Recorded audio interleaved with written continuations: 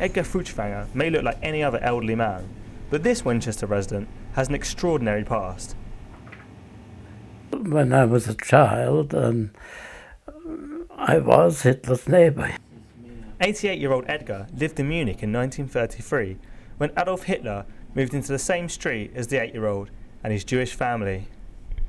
I was being taken for a walk with my nanny outside his house, and it just so happened that at that point he came out, and there were just a few casual people around, and of course they shouted Heil Hitler, and he sort of slightly lifted his hat, you know, like a sort of democratic politician might do, and he looked at me and got in the car. There was just one car, and the car drove off. I think that's my first memory of him.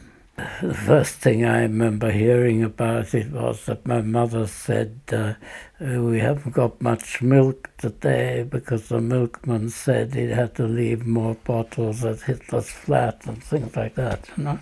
After that I saw him quite often, yes, but gradually, of course, the whole thing became quite different, you know. He had a whole lot of bodyguards living in a flat in the same block lower down, black shirt bodyguards, and I think he was nearly always in uniform, and there was a sort of procedure. One could see he was there because the cars were parked along the curb, and then the black shirts would come out.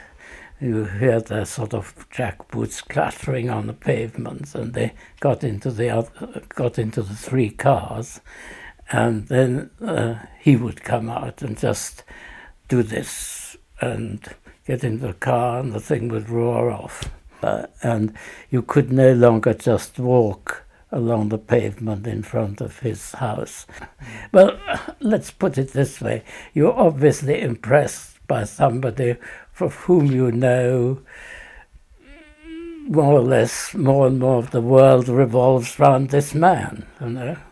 What was it like growing up in Germany in the 1930s?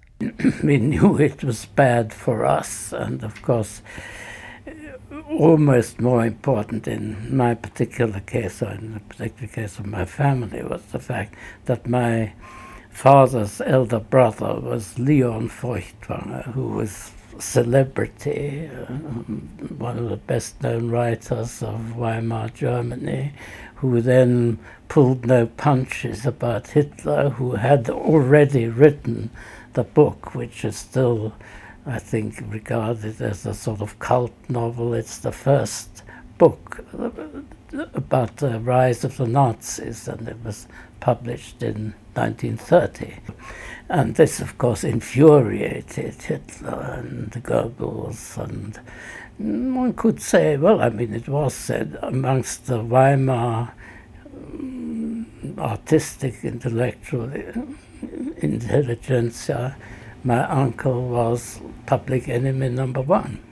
That was really the breaking point. I mean, we knew something nasty was going to happen. My father was arrested, his library was taken away, he was sent to Dachau, the concentration camp, and we, of course, had no idea whether we would come out alive, because obviously, again, if they discovered that he was the brother of Leon Feuchtwanger, he'd be dead. What was your father like after returning after 6 weeks in Dachau? The whole Dachau thing was the prisoners were stood endlessly out in the freezing cold, and if anybody collapsed, they were just killed on the spot and so on.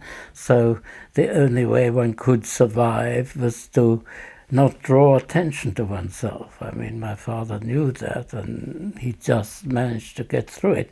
But when he got out, he was full of chilblains. He had to go to bed immediately.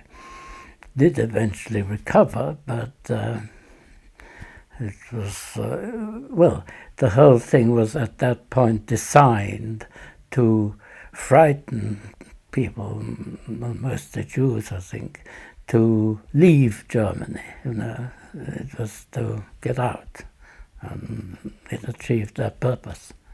Edgar now lives in Winchester after fleeing with his family to England, but he has been back to Germany and feels that time has healed his feelings towards the country he was forced to leave.